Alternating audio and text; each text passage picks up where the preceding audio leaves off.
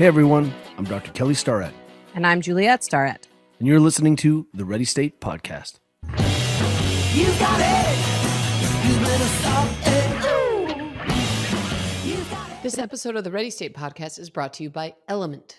One of the things we're about to roll into is summertime. And what happens then? You're sweating. It's hot out there. And you know what people are not doing? I feel like we've really evolved in sports nutrition, performance nutrition. We're fueling better, but I have seen where people have forgotten that there's this thing called salt, and you have to replace the salt if you're going hard in the paint. Yeah. And I mean, people are outdoors doing these long efforts. We obviously are out on our mountain bikes every weekend, and we notice a huge difference when it gets hot, and we really have to double down on making sure we're getting enough salt. Yeah. I think those people in the sort of endurance communities are looking at electrolytes, they're looking at essential salts, but sometimes as the recreational athlete goes out, it doesn't really matter day to day. I'm probably getting some salt, I'm salting my food, but I can't tell you what a performance difference it'll make. Your recovery will feel better. Your tissues will feel better. You are a bioelectrical machine. That's who you are. You know what runs that whole system? Salt. Say it with me now. Salt. Salt. So try supplementing with one, element pack in your normal water after training. I guarantee you're going to recover better and feel better. And it's so tasty. It's so tasty. It's so tasty. Right now, if you order through our link, you get a free sample pack with all of Element's flavors. Go to drinkelement.com/TRS. Do it. This episode of the Ready State Podcast is brought to you by Sleep Me. Look, we are rolling into summer, and that means it's going to be a sweaty time where you cannot fall asleep and your sleep sucks because you are drowning in your own sweat. I mean, look, here's the deal. Kelly is the hottest sleeper in the no known idea. universe, You have no especially his legs. His legs get so hot. I They're don't know like if you know this, but radiating my heat. stems have a high surface to volume ratio. But really, when he was able to add Sleep Me and the Doc Pro into his life, it really changed everything from a sleep perspective, because he would often find himself waking up in the night and having to cast all the covers off of his body because he was so hot. Don't touch and me, it was woman. really disruptive for his sleep. And when he got the original Chili Pad and now has a Doc Pro, it really changed the quality of his It's sleep. so powerful. And I'll tell you, one of the cool things is on the app, I set it. I get into bed right now. It's 95. It's warm and cozy. So warm. Because we are still sort of on that shoulder season. Then after like 20 minutes, it drops down to where I'm currently sleeping, and it is cold, and I wake up and I feel great. And then guess what? It warms back up in the morning. Don't use an alarm anymore, because at 6:30 in the morning, it starts to warm back up, and my body says, "Oh no." It's time to start the day. I feel so much better sleeping cold. You can see the proof in my sleep tracking. And I tell you what, people, do not mess about. Start managing the temperature of your bed. Have your life changed. Especially as we head into summer. Head over to sleep.me/TRS to learn more and save on the purchase of any new Cube or Doc Pro sleep system. So go to sleep.me/TRS to take advantage of our exclusive discount and wake up refreshed every day, just like Kelly. On this episode of the Ready State Podcast, we are delighted to welcome our friend Dave Colina. Dave is the founder and CEO of O2 Hydration, an Inc. 5000 beverage brand, and the official sports drink of the CrossFit Games. A former corporate strategist, Dave cut his entrepreneurial teeth while helping open a nonprofit charter high school in Columbus, Ohio. He then left the office life to coach CrossFit and create a healthier hydration drink, eventually launching O2 from the trunk of Ohio's hardest working Prius in 2014. Dave is a graduate of The Ohio State University, a certified CrossFit coach, Krav Maga black belt, and the marketing mind behind 2020's Best Beverage Marketing Campaign of the Year. He lives in Boulder, Colorado, and when he's not teaching business classes part-time at CU Boulder, he's out riding his Harley and howling at the moon. He's also a savage VO2 maker. What do you mean by VO2 maker? I mean, look, we got to know Dave through his company O2, and what you're going to hear here is definitely the entrepreneurial experience and its up and downs. I love that he's currently teaching in Boulder, like in real time, helping young kids understand the trials and tribulations of being an entrepreneur. And sometimes the V stands for vodka and O2 because Oh, VO2. I got it. I VO2 was slow on because that you're one. suffering as an entrepreneur. What's great is we're also going to talk about sort of Big Soda and the sponsorship of athletes. We talk about his choice of aluminum cans and sports drinks. This is a really interesting conversation. Yeah, I agree. And it was great to connect with him on, being joint entrepreneurs. We have so much in common with him in terms of our journey and trajectory Work and pain tolerance. work pain tolerance and, successes and failures. So I think we, got a lot covered in a short amount of time, and In full I think you guys are going to disclosure, enjoy it. I like to be entertained in my mouth sometimes, and O2 is a fantastic way to do that. Enjoy our conversation with Dave Colina. Dave, welcome to the Ready State podcast. It's great to see you, my friend. How are you? Hey, it's good to see you guys too. I'm doing well. How are you Great. doing? Last time I saw you, it's 100 degrees. You were walking around the CrossFit Games, saving people's lives. I think this is literally the last time I ran Dude. into you, and you gave me the dopest wolf shirt with O2. And I came back home and people were like, "What happened to you?" I'm like, "I went to Wisconsin. I just I got taken care of." It's great to see you again. I also have the wolf tank top You got version. hydrated. I have the tank top version, and it's an amazing shirt. Where are you? That is Where are favorite. you coming talking to us from right now? Boulder, Colorado. Yes. Did you know that's where I grew up? I did actually. Kelly shared that with me. I'm like, you guys still got some family hey here. to Boulder. Hey right? to Boulder. O2 is O2 headquartered in Boulder?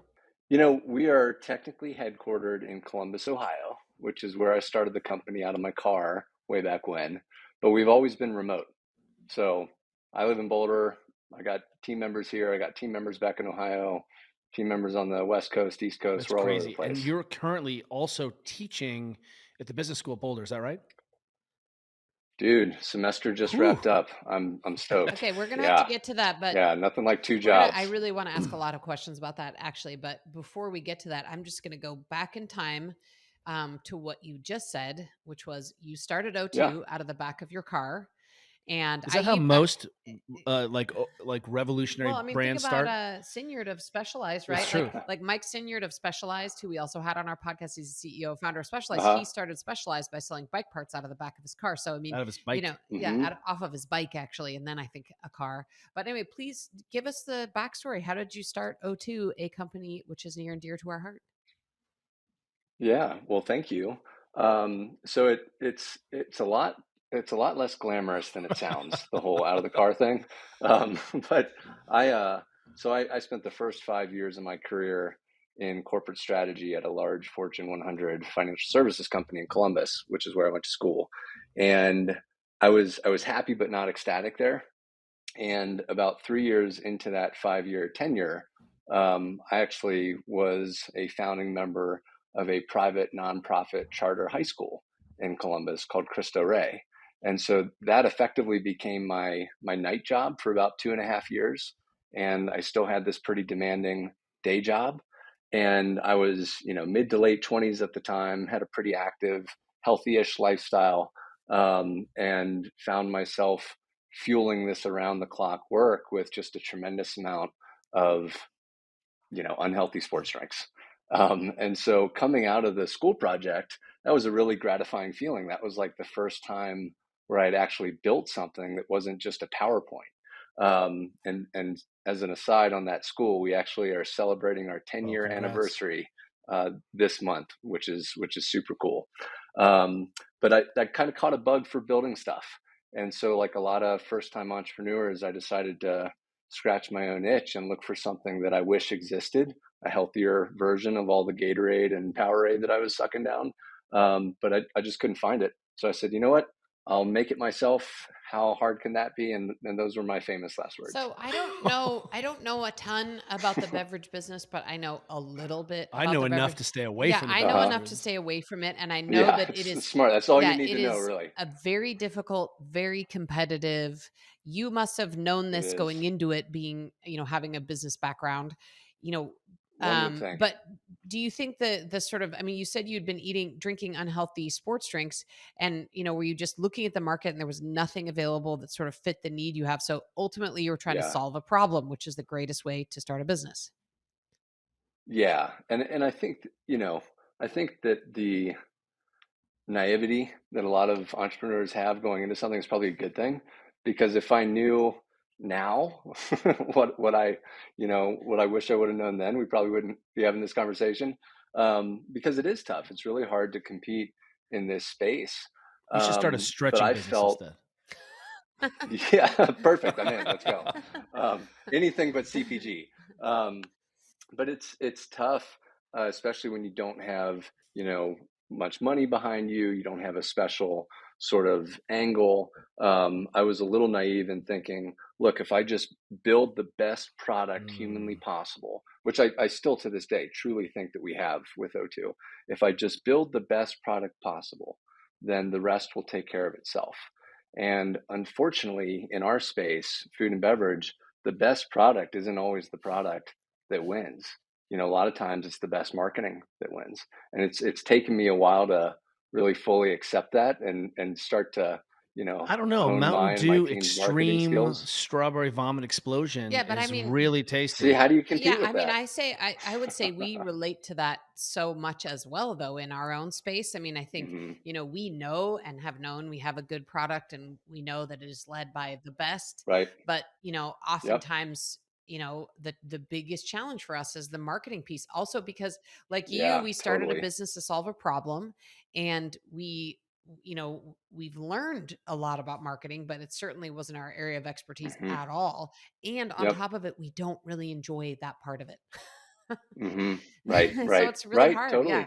So can you I get paint it. more of a picture for us when you say you started this out of the back of your car? You're making beverages. So are you, using your home kitchen as a lab to try recipes, or how are you actually Close. yeah, Pretty tell us close. a little bit more about, like, Yeah. create the sort of visual picture of like what you're actually doing at this point to get Yeah. this going. Like I said, a lot less glamorous than people think. Um, so I didn't want to fully leave my pretty comfy, cushy day job without having a pretty good idea that I could make something worth leaving my day job for, if that makes sense.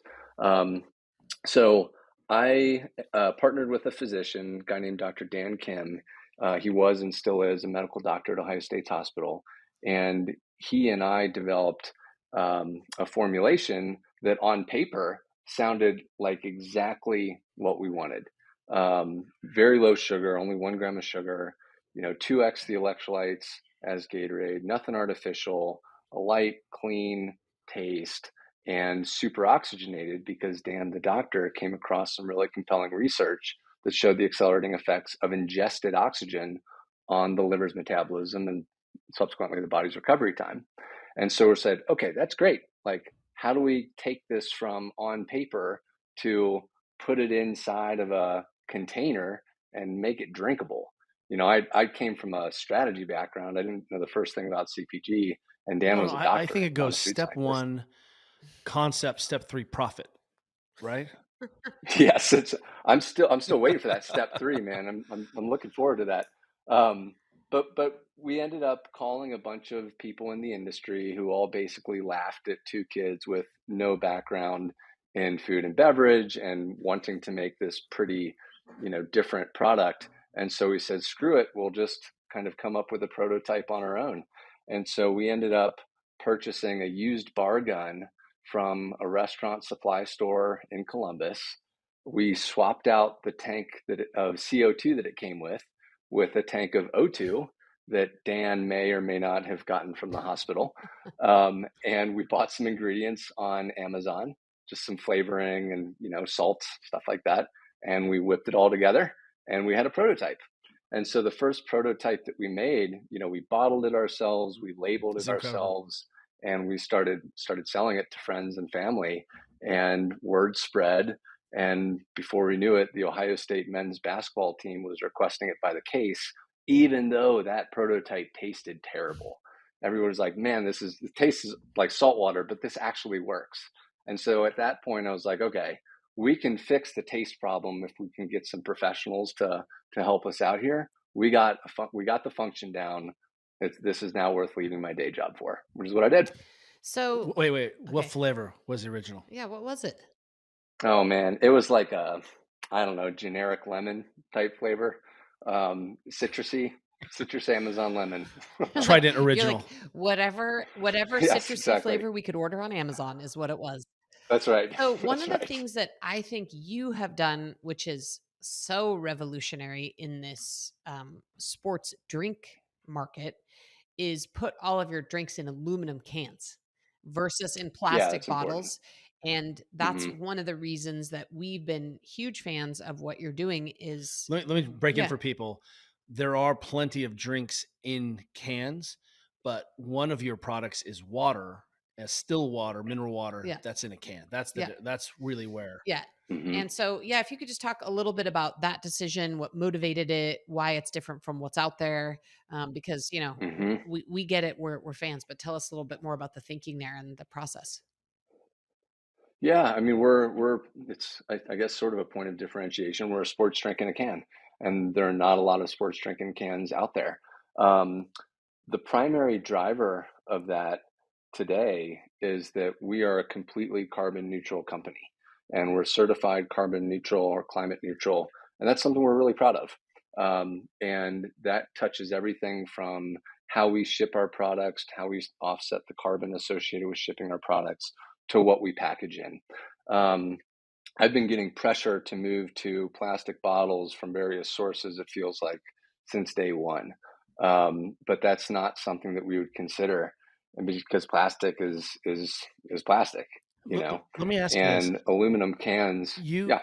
I just feel like I want to backtrack. You said sports drink.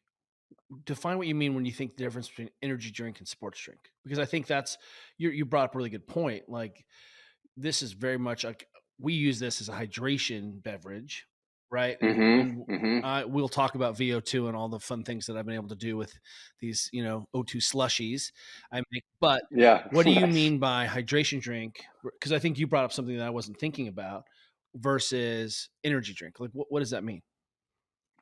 Yep. So fundamentally, the core of O2 is hydration. We have four flavored products, two of which have caffeine, but two of which don't. And all four of those flavored products have, again, twice the electrolytes as Gatorade, but only 1 gram of sugar. And then we also have a hydration mix that I can't remember if we've shared this with you guys. It's basically an electrolyte drink mix like all of them, and ours has a taste profile that people love. And then we have the water. So the common theme across all of our products is around hydration. And it just so happens that two of those drinks have about 100 milligrams of caffeine, which is like a cup of coffee. How do we get to the point where the standard is these like high sugar drinks served in plastic bottles? I mean, honestly, as a parent and a parent of an athletic kid, it's like my worst nightmare, but still happens. I mean, we were just at our Mm-hmm. kids' end of the season swim meet last Saturday, and parents were called upon to bring drinks. And that wasn't what we were Mm-hmm. called upon to bring, but there were some coolers there filled still to this day. I'm like, wow, it's 2023, Mm-hmm. coolers filled with all plastic bottles, single-use bottles of water Red and Gatorade. red Gatorade. And I'm Mm-hmm. scratching my Mm-hmm. head because I'm like, man, I feel like we've been talking about this for like 20 years that Yeah. Gatorade is sugar water and then B, single-use plastic bottles are definitely not Yep. okay. So how do we get to this point and why is it still so pervasive? It's tough, man. I mean, I guess one deep concern that I've had about O2 for a while is that we may have just been a little bit ahead of our time. And I say that with a lot of humility, and I don't think that's going to be the case. But I'm stunned that in 2023, you're telling me that, but at the same time, I'm not totally surprised.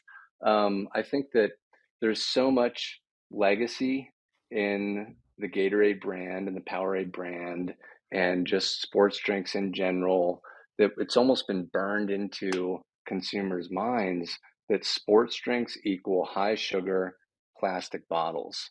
And for a while, there hasn't been a lot of choice in that industry. It's basically, do I want Gatorade or Powerade or now Body Armor, which is the same stuff, just 45 grams of sugar versus 60, right? So it's just high sugar plastic bottle. What flavor do you want?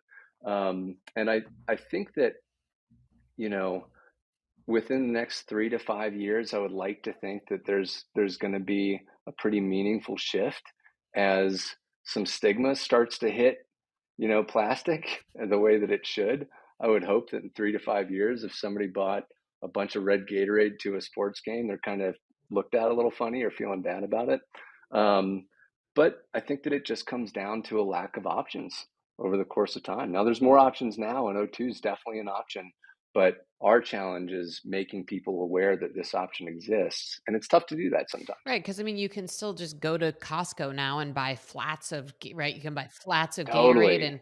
and there's a cost efficiency there, and you can see. But you're right. I mean, if I just Totally. think about like my own marketplaces, and at least I have other ideas and other options. But if you just think about the average parent, they're like, okay, well, I've been tasked with providing these Right. drinks. This is an athletic That's event. right. I've learned over the years that it's supposed to be this red sugar water, and here I can get it for cheap Yep. at Costco, right? I mean, you can kind of see the Yep. thing, but it Yep. is interesting because I mean, I don't know how you can be on social media without like seeing, the giant plastic island in the middle of the Pacific Ocean, and Giant. microplastics and the gyre. I don't know. So it is interesting that Yeah. there's still. I think people are aware, but it hasn't moved Particularly in yet the to water. I mean, yeah, I mean, the water let's just take sports Hmm. drinks aside. Just those single-use plastic water bottles. I mean, Hmm. aluminum, yes, it can be more expensive you have to use it again, take some energy, but it's 100% reusable, that aluminum.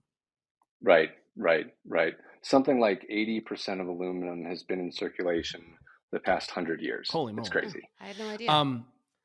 One of the reasons that I think Juliet and and I don't know if we've ever talked about this, about our cigarette sponsorship, but Oh Dave, I know my. you and I have talked in the past about trying to create alternatives for athletes to move away from big sugar, water, energy drink, gas station, penis pills, Hmm.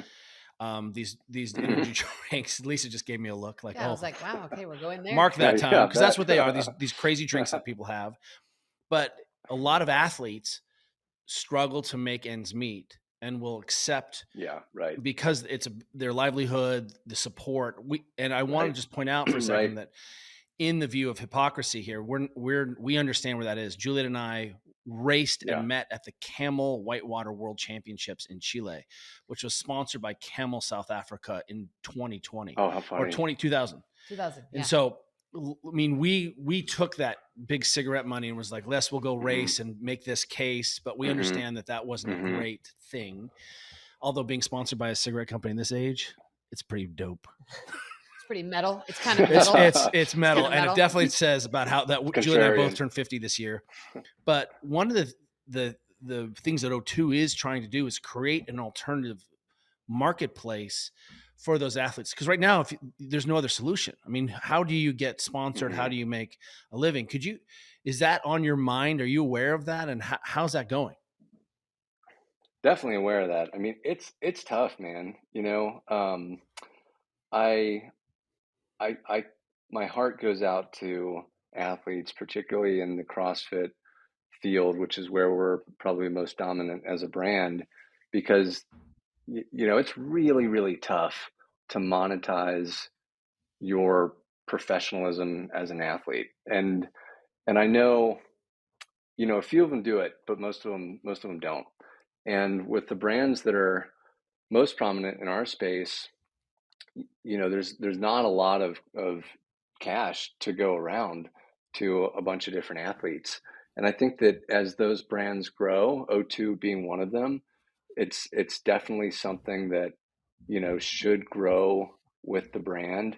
But boy, it's tough to compete with, like, I don't know, Monster, right? In terms of their ability to shell out tens of thousands or hundreds of thousands of dollars to just a handful of athletes, when our marketing budget, is 1/10,000th of Right. theirs, Yeah. right? I mean, So it's a we problem. learned that even outside of the CrossFit space, when you're looking at Olympians and people who are more recreational type Yeah. athletes, that it's something like Hmm.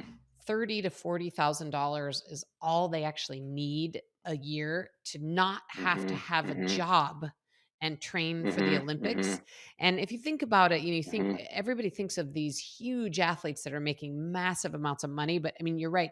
The CrossFit space is just a microcosm of what happens in all athletics, right? There's always going to be a few Right. athletes who get fabulously wealthy, and then a ton of athletes who literally can't make That's it, right. including Olympians who need to, work at Home Depot or have other jobs Right. in order to actually train to Right. be Olympians.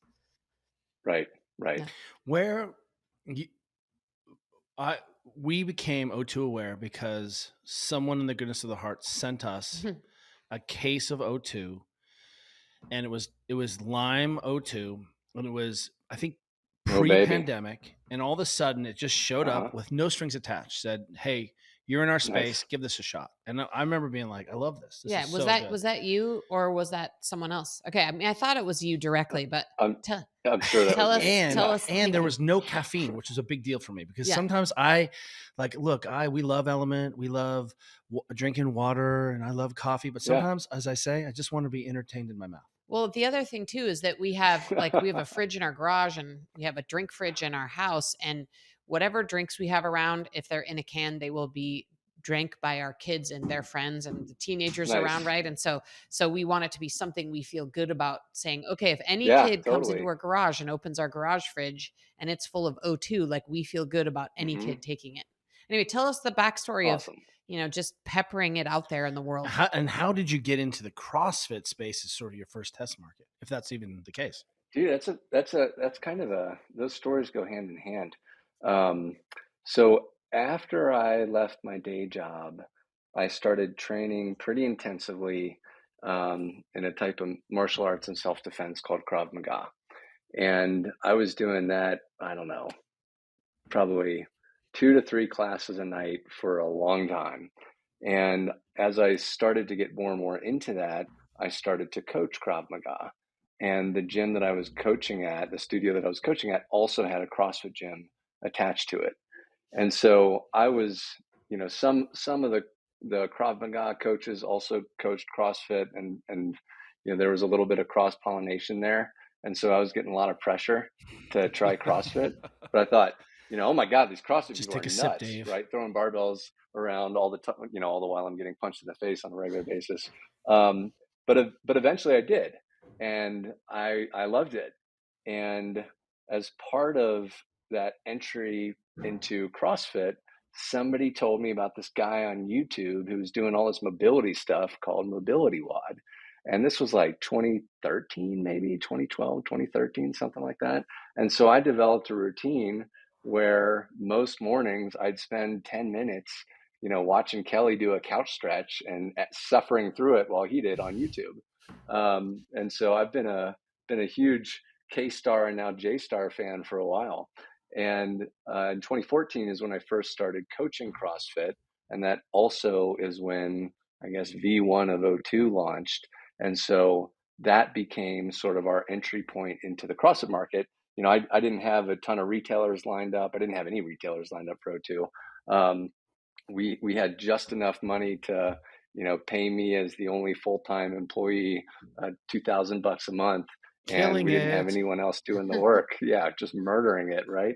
And so I did what any scrappy entrepreneur would do, which is beg my friends who own gyms to start selling our product. And they did, initially as a favor to me, but turned out it did really, really well in that environment. And that's how we got our start in CrossFit. So year one, we ended up selling in 50-ish CrossFit gyms in Ohio, and now we're in 2,500 gyms across the country, give or take. This episode of the Ready State podcast is brought to you by Momentous. I want to talk today about something that happens during periods of stress, periods of injury and surgery when you're not moving very much. We see that those times people are losing a lot of weight and they lose a lot of lean muscle mass and they don't have to. Yeah, I mean, we actually have a kid in our neighborhood who broke his back in a skiing accident, and thankfully he's okay, but it's been 3 weeks and he's already lost 20 pounds. He said he's down 20 pounds. So one of the things that we know can make a big difference during time of inactivity. So if this is, you're about to go do something where you can't move, or injury, surgery, same thing, right? Just can't, basically my activity has dropped. Up your protein. The research is pretty good that if we can get you above 1 gram per pound body weight, it's an easy way to signal to keep it on. In fact, international track and field recommendations, sport recommendations. Like this is from the top down to saying, hey, look, during times of injury and surgery or off times, ramp up your protein. Sometimes it's hard for people to do that. He was struggling to get his protein minimums, was discovered that Whey didn't sort of agree with him very well. He switched to a plant-based protein, which is totally fine. And it turns out Momentous has great plant-based protein too. It's so good, and it actually tastes great and really is easy on the stomach, especially for people who don't tolerate the whey protein as well. So go and check out Momentous Protein. We're huge fans. We drink it every day, and we are also fans of their vegetarian vegan proteins. Go to livemomentous.com/TRS and use code TRS for 20% off your first purchase. Okay. And are you also in more traditional retail, like stores and, because back to my kind of Costco example, it seems like, right, at Mm-hmm. some point you guys are going to want to go, nuclear explosion in order to be able to compete against those other brands. Yeah, we've gone into that more traditional retail environment in the past. We got a little too excited about it, and so we've subsequently pulled back. So we entered Kroger in 2018, 2019, first in about 100, 200 stores in Ohio, and we're just killing it. Like sales higher than Body Armor and sometimes Gatorade at a price point that was like 2-3 times X. So we were killing it. And then Kroger said, we're going to put you everywhere. And we were then everywhere in Kroger. The pandemic hit. We didn't have the sales staff or marketing to support it. And that, a year goes by, and it just was far too expensive for us to be able to continue justifying trying to make a move in traditional retail all across the country. So we've pulled back. We've got a regional concentration in the Midwest and the Mid-Atlantic area in Whole Foods, and then we've got another regional concentration in Publix in Florida. Outside of that, there's no traditional retail, not really. One thing that we've been preparing for is this year to make a more concerted push back into traditional retail. Now that we have this revamped packaging, which I don't know if we've sent you guys some of these sweet new cans, but they're awesome and we're really proud of it. And that packaging has tested incredibly high on consumer purchase intent. So now we feel like we've got the ability to compete in retail without having a ton of marketing and sales staff dollars to put behind it. And so we're pretty excited about that opportunity later this year. You came to being an entrepreneur with a finance background, which is 100% more finance training than Juliet and I had. None of mine has come in handy, just so you know. Being a CEO is its own thing. Being an entrepreneur, an innovator is its own thing. You're now teaching currently, or wrapping up the semester, teaching at the Boulder. And again, full disclosure, I'm a CU buff, so I know exactly where you're going. Sco buffs and mess them up, go CU. What is it you're teaching to these young people? Because you're in the middle of it, and I'm interested to hear what you would say you would go back, or what skills. Because I'm like, Juliet, you should have gotten an MBA. That's what you probably would have used for, or at least some accounting. Really yeah. I probably could have used a little bit more training in something else. Yeah, I would have had to do a lot less like figuring it out, which is, I think every entrepreneur has to do that. But and everyone's like, isn't your lawyer background so helpful in being an entrepreneur? I'm like, actually, being a river guide was way more helpful in being an entrepreneur than being a lawyer. That's right. See, I totally believe that. And I would believe that if you told me you had an MBA already too, because I feel like no matter what you study and what you read, nothing can really prepare you for what lies ahead. That is true. And all the glory of becoming an entrepreneur. What do you think your biggest blind spots were as the head of, we'll call it a subversive brand, trying to sort of change the narrative? Like where would you, or how would you have done, or what were your blind spots, or what surprised you? Well, I definitely underestimated the importance of packaging, design, aesthetics, communication, marketing, all the stuff that we're probably the three of us now feel fairly well versed in. The two of you, obviously it's important what your brand name is. I definitely underestimated how important that was in our industry. Again, I thought, look, as long as you make just an incredible product, which we did and we have. As long as you do that, the rest will take care of itself, which it doesn't. No. You've got to do a lot to get people aware and subsequently compelled to buy your incredible product. So that was one. And then two is, just the leadership lessons that come with, assembling, managing, building, leading a team over time. I definitely underestimated the difficulty there. Like, there's been a lot of growing pains for me personally, but all this stuff, and this is one of the first things that I tell my students at the top of the semester, all these pains, these growing pains, I think it was James Clear that said something like, entrepreneurship is a personal growth accelerator. That is totally true. Totally true. So all these things that I was naive about or underestimated or wish I would have done differently have made me ultimately a better human being. And that's something I'm really Why don't you do that grateful with for. your So- best friend partner, and let me know how that goes. I would just like to say that I was honored that you asked in part of your rebrand for me to have a look at your, updated designs. And that was Well, really thank fun you. to do. I loved it.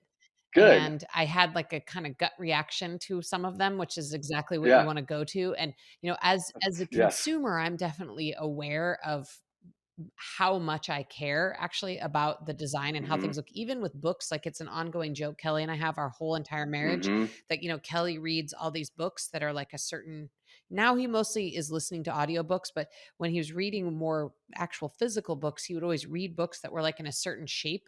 And then they would have like dragons and stuff on the front. And I'm sorry, are you talking about Game of Thrones? well, I did end up reading and loving Song Game of of Thrones, Fire and but Ice? Is that what you're denigrating? Hell No yeah, one's let's read go. those. but I mean, Never heard of I them. as a consumer, I care a lot about just the little things like how packaging looks. Yeah. And Yeah, I think we all do. anyway, it was fun to look at that new stuff. And we haven't actually seen And that was live. Melisandre. We haven't Okay. seen live the new can, so we would love to. I'll See get them. you guys some. It sounds so nerdy to say this, but I am so proud of how these turned out, and maybe it's not terribly nerdy because that was a 14-month process from start to I don't finish. know why it takes you And all it so was long as the CEOs. Okay, so can I just tell you a it's story? just like, get it So together, we, guys. Kelly and I come to the decision at some point that we want to rebrand Mobility WOD to the Ready State. Like, we've Yep. decided, we've made the Mhm. decision. We're like, we're going to do this, and then we're going to become the Yep. Ready State. Let's say it was on a Friday. And then that was like on a Friday, and Kelly was like, "Hey, so And you were done by Kelly's like, Monday. hey, why aren't we done with this? Like, why, like, why haven't we just, Yeah. done this rebrand?" I was like, "Hey, Kelly, there's this thing in the world. It's called details, and you have to know about them." But yeah, I mean, we went through that process, and it was even longer than 14 months. And wow, we learned a lot, and it was painful, but it was also so worth it. Like, one of the best decisions we've ever made. Yeah, 100%. And I think that, it could be a lot easier, a lot faster if you don't already have an established business, We've an seen that established too, brand. But man, you got email flows, you got a website, you got customers who know you as one thing, and now you're telling them you're something else. Like, that is a big, intensive process. But we were fortunate in that about midway through that process, I can't remember if I told you guys about this. You probably, heard about it one way or another. But we basically got stood up at the altar on our wedding day in our first, venture-backed fundraise that was supposed to close in early October, and that was a multi-million-dollar fundraise. It was the first time that we were going to be, fully funded the way that we really needed to, and I think deserved to. And we got totally screwed at the last minute. The same week that the money was supposed to hit the bank, the fund backed out for no good reason after all this time and energy and dollars were spent getting the deal done. So that was a moment for us where, with all parts of the business, including this rebrand, I was really forced to ask myself, okay, if I were doing this from scratch all over again, knowing what I know now, what would this look like? And the answers were kind of uncomfortable sometimes, had implications on the team, had implications on the business model, had implications on the branding. But man, even though that was a painful exercise to go through at the time, that's something that I'm very, very enthusiastic about just doing on a regular basis, hopefully outside of different crises, because it's so important to ask yourself, all right, knowing what I know now, not the me of 10 years ago, but all this schooling that I've gone through with respect to growing this brand, what if I were doing this from scratch? And then kind of surprise yourself every now and then, I think. That And for us, it was, all right, this brand needs to look a lot different. It needs to do the liquid justice, and we need to move forward with this as wait, planned. did I just come up with a new drink called Liquid Justice? Is that what you just said?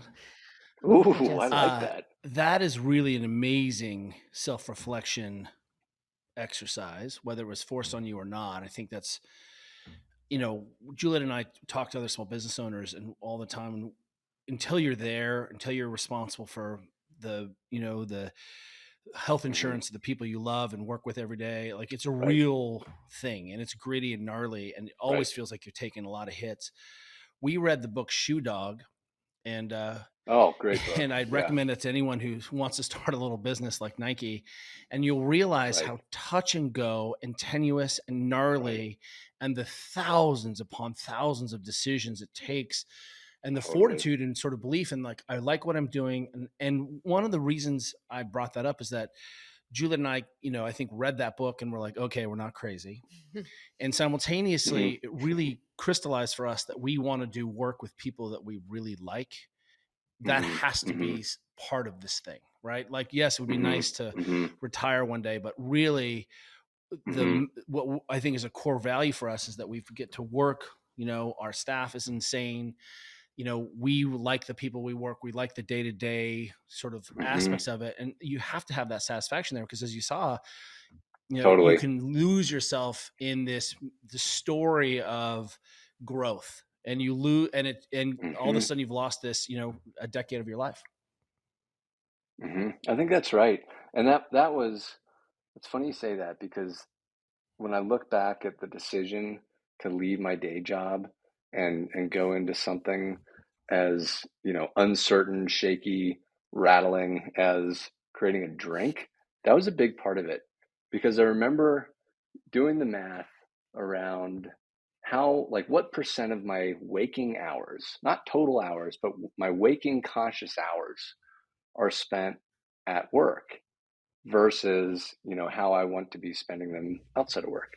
And I was not really happy with, my lack of ability to control who I worked with or the types of people around me at work.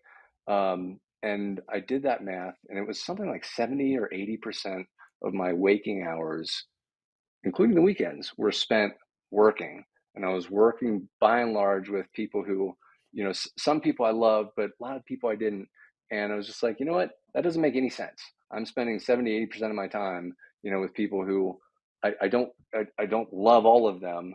And some of them I really don't love. And I would much rather be able to kind of curate who I spend my time with in my waking hours, Yeah, I think that's and big. again, it's sometimes easier said than done, but it's so important, right? It's so important. And it makes all these struggles and challenges so much more meaningful if you can do it in the trenches with people you love. And that's what I feel really proud of it at O2 is who we put on the team and how we work together. It's awesome. The other thing I just wanted to make a fine point about that you mentioned that we share with you is the idea of starting a business while you keep your day job. And that is something I'm a Hmm. huge fan of. And it could just be because I'm Yeah. a financially kind of conservative person. So I'm willing to take Yeah. risk, but up to a point. And, when Right. we started our business, we already had kids and, we were hoping to buy a house. Hmm. And so, Hmm. we didn't have family money or family support or anything. So, we needed to sort of figure out how we could take as much risk as possible, but Yep. not too much risk so that we would get ourselves into Right. some kind of trouble. Right. And so it worked so Right. well for us both. We sort of did it in two waves where Kelly left his physical therapy Yeah. practice and then I left my law practice. But I mean, we had a lot of Hmm. years where we were doing both things. And I look back and it's like, Hmm. I don't even know if we did that consciously. I don't think we felt like we had a choice to do it any other way. We felt like we Hmm. had to do it Hmm. that way. Hmm. But I look back and I'm so grateful for that choice we made because we were really able in some ways to grow our business And do the right thing for the right and do the reason. right thing for the right reason and grow Hmm. organically and learn and take some Hmm. early risk that if I think if we'd started with a business plan and raised money and sort of did it the more traditional way, we would have, it just wouldn't Yeah. have been such a nice ride.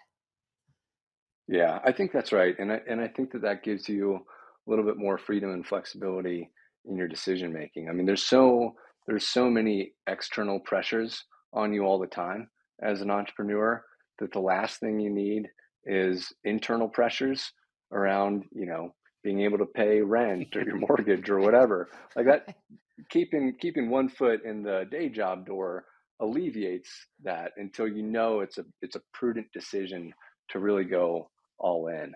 And that's, I teach that concept to a degree at CU Boulder, in that you want to be damn sure that people who aren't your friends and family would be willing to give you money for whatever product or service you're offering before you truly go All in. all in on it. Imagine that. So Right. we've talked about it a little bit, but could you just give more backstory on how it came to pass that you were teaching a class at the business school at CU, and what's it Man, called? What yeah, are you doing? I mean, I know it's on I'm entrepreneurship, telling you but that they'll let anyone in there. So I came to Boulder about 2 years ago, and I just happened to have a decent network of people out here. And so one of the things that I shared with a friend of mine who's really well networked is that I had a desire to kind of get back in the classroom. One of my very early mentors in college was a guy named Jay Dial, and he taught this incredible course that I just got so much out of. And I subsequently was a TA for him. I loved doing that. And since I'd started O2, I'd done some guest lecturing at OSU when I was still living in Columbus. I love that. And, teaching and coaching and leading, I think all these things have a lot in common. And so I really just enjoyed being able to share a lot of times my failures and my mistakes with other people in an effort to help them avoid doing the same thing. Um, and so I was invited to guest lecture at CU Boulder in one of their MBA classes by the program director of the entrepreneurship program, and he really enjoyed what I had to say. He and I had a lot in common. He was also an operator. Then I was invited back, and then I did some stuff for the undergrad program, and you know before I knew it, I was an assistant teacher last semester, and then this semester has been my first experience leading the class, which has been a hell of a ride for sure. and what has surprised you the most about working with students? Besides the fact that they'll let anyone do this, it feels like it's it hasn't been a ton of surprises. It has been a ton of work for sure. And I joke about the quality of instructors. Outside of me, it's a really established, high caliber group of people who are teaching these classes.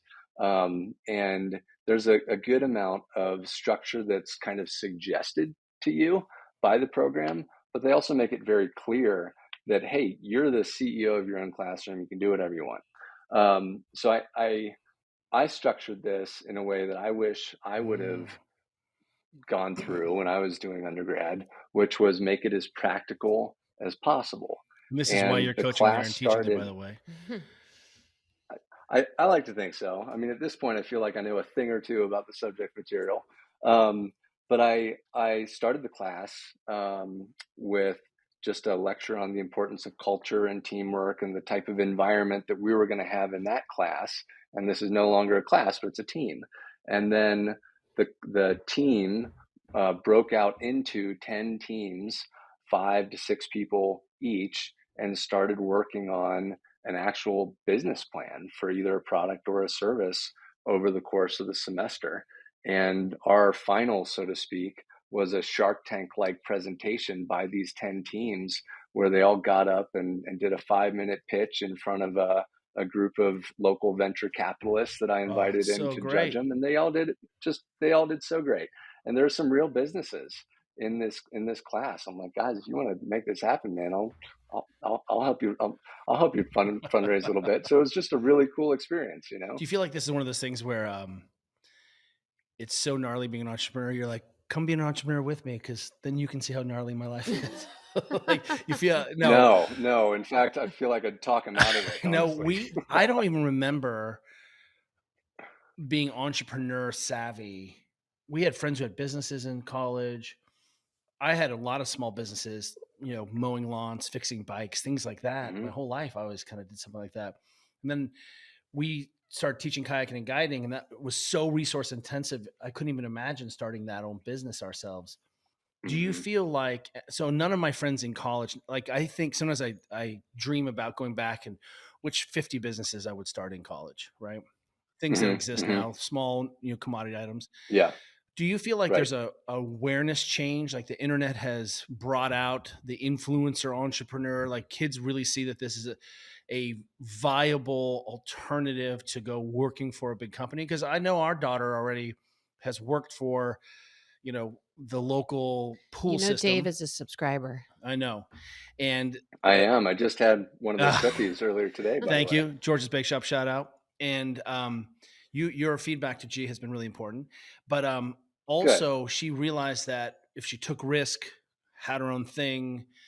Yeah, we didn't Hmm. really even have that as part of our like. But We didn't think it was a thing. no, but No, here is we our really daughter fell who's into like, it. oh, there's an alternative to having a part-time job. It's I create my own Hmm. business and have a different life. And she sometimes is baking late and it's But I gnarly. do, I know you're trying to ask Dave a Hmm. question, but I do think the barrier to entry is so much lower in part because of Hmm. simple things like Shopify. Like Georgia could go on Hmm. and create Totally.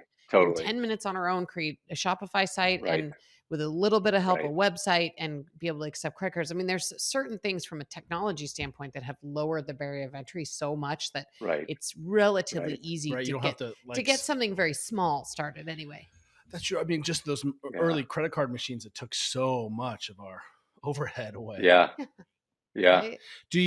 Yeah. Do you see I, that there's the kids are just sort of more prepared to be young business owners and entrepreneurs than say our generation? I don't know. I've got I've got mixed thoughts on that. So, Juliet, you asked one of the things, or if there's anything that has surprised me about the students a few moments ago. And one thing that did surprise me is a lot of these kids did not think of themselves as Hmm. entrepreneurs. So, if you were to poll, the class out of 50 some kids and say, how many of you, are entrepreneurs or have done something entrepreneurial in the past? Maybe 5 to 7 hands shot up. And this is something we did towards the end of class. But I had to remind them because one of the other things we did towards the beginning of class was, I just had them fill out a little worksheet and asked, have you ever done anything entrepreneurial or have you ever had a little business? And so many of them had done a lemonade stand or lawn mowing service or graphic design service for friends or whatever. So many of them had done something where some stranger gave them money for a product or a service, right? And that's entrepreneurship. Like that's definitely categorized. That falls into, what we were talking about. But many of them didn't think of themselves as entrepreneurs. And I think that part of that has to do with the fact that, yeah, barriers to entry are so low to getting into this. It takes 10 minutes to set up a Shopify store. It takes 10 minutes to put up a Facebook ad. But at the same time, you know, I think the younger generations see so many people who are just Instagram killing it online that it becomes a little bit intimidating to want to put yourself out there unless you're a I can relate to Kardashian that. or Yeah. you, Yeah. so I don't know Yeah. is the short answer to Interesting. that Yeah, I question. mean, I feel mixed about it. I had a friend's kid who graduated from high school a few years ago, and he said to me, it's so cool. 80% of the graduating class of my school, the kids want to go into entrepreneurship. And the sort of Hmm, skeptical part of me was like, yeah, except for it's probably only appropriate for like 2% of people, right? totally. Because to Yeah, me, at the core of yeah, it is a lot of grit and resilience and work pain tolerance and yeah, definitely debunking the yeah. idea that it's a lifestyle kind of job, I think that's but right. yeah, I mean, it is interesting that a lot of those students, even though they're in a formal business program, don't have that view of Hmm. themselves. It's interesting. Yeah, you got to know how to take a punch for Oh, sure, because there are many of them that will be had. Dave, we're such O2 fans, and I just want to say, everyone, grab the caffeine-free lime, dump it in a blender with some ice. In the summer, it is It is my It's go-to like in the a sauna. savior. It is that thing. I come back from a ride and my body core temperature, because of my surface to volume ratio, It's is like 1 million degrees. 1 million degrees. And I start Sounds about right. fantasizing about the slushy O2 lime on the way down. And literally, there's so many times where I'm dude. like, oh, if I can just get over this hill, I'm on the way down to the slushy O2 lime. Not to mention, you theoretically could add some tequila to it, and it would also be lovely. Theoretically, I Theoretically, I VO2? mean, certainly you wouldn't wouldn't know endorse anything that. You about wouldn't that. endorse anything about that. Of course Okay, not. so Of course Where not. can people, you sell right to consumers? You can Dude, we do. get drop shipped to your house, which is so fun. I love that. Where do people find out about O2 and sort of also go along with this ride of let's create an alternative to big sugar soda. hmm Let's create an alternative and get rid of every plastic bottle on the planet. I mean, really, like the core Yeah. mission, I think it's so amazing. Where can people be part of that? I think drinko2.com is a pretty good place to start. And we're 2 weeks out or 2 weeks past having done this rebrand, so still getting a few kinks ironed out. The blog will be coming soon, I'm sure. But drinko2.com. You can also buy O2 on Amazon, and then we're doing some fun stuff on our Instagram and TikTok, which is O2 Hydration. And then before we let you go, what are you looking forward to, either personally or professionally? Oh man, that's such a good question. Honestly, so I've got like, I don't know, 5 to 7 more papers to grade to get this semester done with. So I'm really looking forward to being done with that personally and professionally.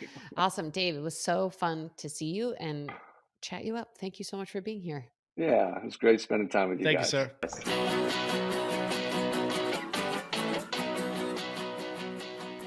Thank you for listening to the Ready State Podcast. If you like what you're hearing, check out all our episodes here or at thereadystate.com. And be sure to subscribe and leave a review on iTunes to help others find our show. Check us out and follow us on Facebook, Instagram, and Twitter at The Ready State. Until next time, cheers, everyone. You got it.